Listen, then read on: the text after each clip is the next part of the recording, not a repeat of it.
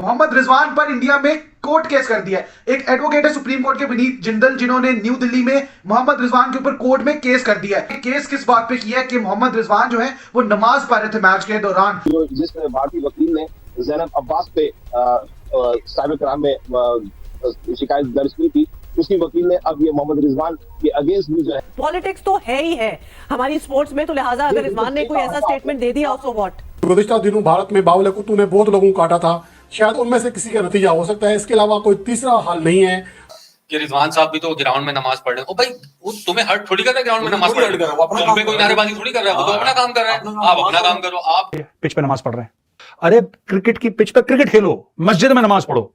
तुम cricket pitch पे नमाज पढ़ोगे तो मस्जिद में जाके क्रिकेट खेलोगे, ये कहां की अकल की बात है यार। वो जय श्री राम पे भी केस किया जाए, भाई किसी के रिलीजन की रिस्पेक्ट करो, अगला आपकी रिस्पेक्ट भी करेगा, इससे ज्यादा बात ना किया करो, क्रिकेट की बात किया करो। एक ही सवाल है, हम वहां पर क्यों गए? अहमदाबाद में हमारे 10,000 लोग भी होते, 1,30,000 का क्राउड था, उन बेचारे 10,000 का तो कीमा बन जाता अगर वो नारे लगाते। यही मोहम्मद रिजवान ने दोबारा करना है आपके साथ, आए फाइनल में या सेमीफाइनल में ऐसा ठोकेगा मोहम्मद रिजवान के, याद रखेंगे सारे कोर्ट केसेस निकल जाएंगे। जो आईसीसी को धमकी देना चाहिए कि अगर दोबारा इस तरह की चीज हुई तो हम ये टूर्नामेंट छोड़कर चले जाएंगे, तभी ये सीधे होंगे। ये कुत्ते की दो मैच जल्दी इतने सीधे नहीं होने वाले। बीसीसीआई इवेंट हो रहा है कि बीसीसीआई का इवेंट हो रहा है, सब कुछ बीसीसीआई, सारे गाने उनके, हमारी टीम के लिए कोई वेलकम नहीं है। आप ये एक्सपेक्ट कर रहे थे कि पाकिस्तान इंडिया का मैच हो और वो अपने मुल्क को छोड़ के आपको सपोर्ट करें?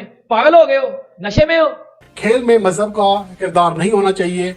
तो मुझे बताएं, जो मोहम्मद रिजवान को जय श्री राम के नारे लगा रहे थे, तो उनके ऊपर तो फिर पाबंदी लगनी चाहिए, पूरी भारतीय टीम के ऊपर, भारतीय कौम के ऊपर, कि वो ग्राउंड में बैठने के काबिल नहीं है। जो हमने टीवी पे देखा, आवाजें, गालम गलोच, नारे, मजहबी नारे थे, जो सहाफी उस दिन अहमदाबाद स्टेडियम में मौजूद थे, मतलब लिटरली अगर मैं भी ऐसी सिचुएशन में हूँ तो अनकंफर्टेबल हो जाऊँ। अहमदाबाद में जो कुछ हुआ, वो कहते हैं ना, हालात बदल गए, जज्बात बदल गए। जो जिस भारतीय वकील ने ज़ैनब अब्बास पे साइबर क्राइम में शिकायत दर्ज की थी, उसकी वकील ने अब ये मोहम्मद रिजवान के अगेंस्ट भी जो है। पॉलिटिक्स तो है ही है हमारी स्पोर्ट्स में, तो लिहाजा अगर रिजवान ने कोई ऐसा स्टेटमेंट दे दिया सो व्हाट। अंदर अभी हमने बहुत एनवायरनमेंट की बात कर ली, हॉस्टाइल एनवायरनमेंट था और कोई ग्रीन शर्ट बीच में नजर नहीं आ रही। एक ही सवाल है, हम वहां पर क्यों गए? अपनी हुकूमत पाकिस्तान से भी गिला करूंगा, शिकायत करूंगा। पीसीबी को तो छोड़ देना, पीसीबी तो वो है कि जी मेरे खुशी चाहिए, मुझे इंडिया जाना है, मुझे घूमने जाना है, मुझे सबको पता था हम भारत जा रहे हैं, सबको पता था कि हम अहमदाबाद जा रहे हैं, सबको पता था कि वहां का क्राउड हॉस्टाइल है, सबको पता था कि भारत पाकिस्तान नहीं आएगा, मगर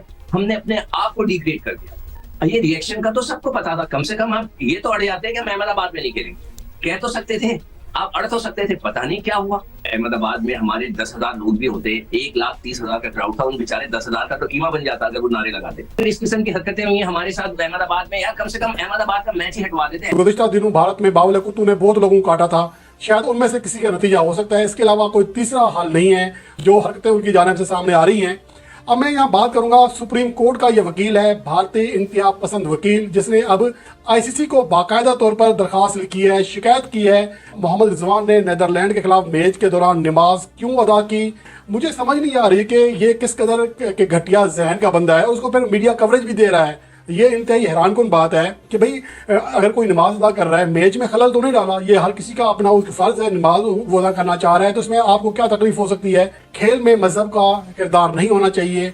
तो मुझे बताएं, जो मोहम्मद रिजवान को जय श्री राम के नारे लगा रहे थे, तो उनके ऊपर तो फिर पाबंदी लगनी चाहिए, पूरी भारतीय टीम के ऊपर, भारतीय कौम के ऊपर, कि वो ग्राउंड में बैठने के काबिल नहीं है। ग्राउंड में बैठकर ये उल्टे सीधे नारे लगाते हैं, मजहबी रंग देते हैं। अगर इस तरह है तो फिर इस तरह से ही है।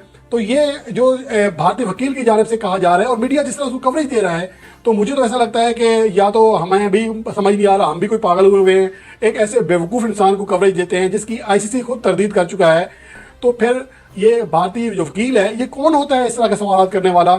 हमें तो पीसीबी के ऊपर हैरत हो रही है कि अभी तक बेगैरती करके बैठे हुए हैं। कम से कम एक सीधा जवाब दे उनको कि ये क्या तुमने लगाया हुआ है, और तुम्हारे तमाशा ही है, ग्राउंड में जय श्री राम शुरू कर देते हैं। अगर उनके पास मजहबी राइट है तो क्या रिजवान के पास नहीं है? और जहाँ तक फ़लस्तीन के नाम फतह करने का जो नाम करने की ये फतह नाम की है, रिजवान के पीछे पड़ गए हैं। और जब हमारे खिलाड़ी ग्राउंड में जाते हैं तो उनके ऊपर हुटिंग की जाती है। घुटन के माहौल में किस तरह हमारी टीम खेल सकती है? आईसीसी को धमकी देना चाहिए कि अगर दोबारा इस तरह की चीज़ हुई तो हम ये टूर्नामेंट छोड़कर चले जाएंगे, तभी ये सीधे होंगे। ये कुत्ते की दो मैच जल्दी इतने सीधे नहीं होने वाले। मोहम्मद रिजवान पर इंडिया में कोर्ट केस कर दिया है। एक एडवोकेट है सुप्रीम कोर्ट के विनीत जिंदल, जिन्होंने न्यू दिल्ली में मोहम्मद रिजवान के ऊपर कोर्ट में केस कर दिया है। अब सोचें जरा कि केस किस बात पे किया है कि मोहम्मद रिजवान जो है वो नमाज पढ़ रहे थे मैच के दौरान। इस ब्रेक में मोहम्मद जो रिजवान है वो नमाज पढ़ते नजर आए, तो विनीत जिंदल साहब जो है एडवोकेट सुप्रीम कोर्ट के, उन्होंने सीधा जाके कोर्ट में केस कर दिया नई दिल्ली में। अब देखो जरा यार, केस जो है वो किस बात पे किया जा रहा है कि मोहम्मद रिजवान जो है वो अपना एक मजहबी फरीजा सर अंजाम दे रहे थे, वो नमाज अदा कर रहे थे, जय श्री राम या कौन से स्लोगन जो नारे लगा रहे थे।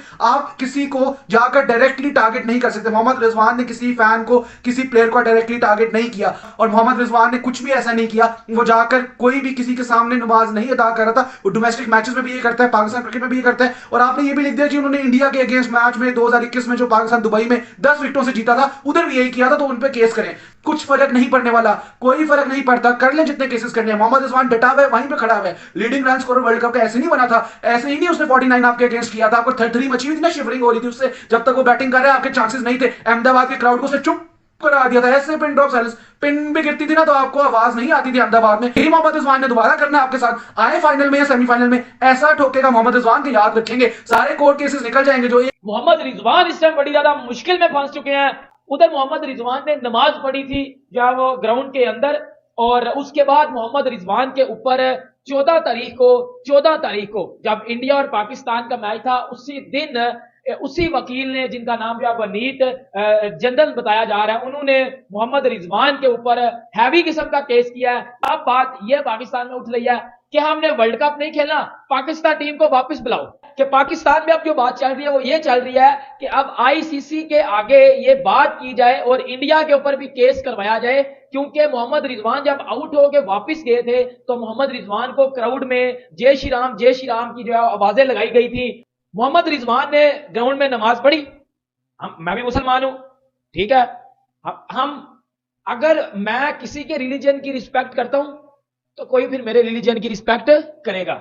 मोहम्मद रिजवान ने ग्राउंड में नमाज पढ़ी, ठीक है, उसने अपना रिलीजन शो किया, ठीक है, इंडियन क्राउड ने अपना रिलीजन शो किया जय श्री राम बोल के। इससे आगे तो बात ही नहीं है। टोटल उधर इंडियंस बैठे हुए थे, तो ऑब्वियसली बात है वो अपनी टीम को सपोर्ट करेंगे, वो अपनी टीम को चैलेंज करने के लिए कुछ भी कर सकते हैं। भाईजान उनके घर में क्रिकेट हो रही है, वो उनका हक बनता है और वो ये चीज करें। आप ये एक्सपेक्ट कर रहे थे कि पाकिस्तान इंडिया का मैच हो और वो अपने मुल्क को छोड़ के आपको सपोर्ट करें? पागल हो गए हो, नशे में हो। वो जय श्री राम पे भी केस किया जाए। भाई किसी के रिलीजन की रिस्पेक्ट करो, अगला आपकी रिस्पेक्ट भी करेगा। इससे ज्यादा बात ना किया करो, क्रिकेट की बात किया करो। और कल जितनी बदतमीजी की है अहमदाबाद के क्राउड अवाम ने हुटिंग की है रिजवान के ऊपर, और मजहबी नारे लगाए उनके ऊपर, और पाकिस्तान टीम को कहा गया है वो संभल के बोलना। हाँ हम नहीं बोल सकते, हम तुम्हारे डैश हैं, हम तुम्हारे। अच्छा वो 400 लोग जो है दुबई में, वो प्री प्लान हो सकते हैं या नहीं? कोई प्री प्लान था सर। आपको क्या लगता है उसको देख के कुछ हुआ? आपको एक और रूल बताऊं तनवीर, अगर आईसीसी के रूल में बैन कर सकता है, आईसीसी के रूल में ये कि आप किसी प्लेयर के ऊपर या किसी फैन के ऊपर मजहबी नारे नहीं लगा सकते।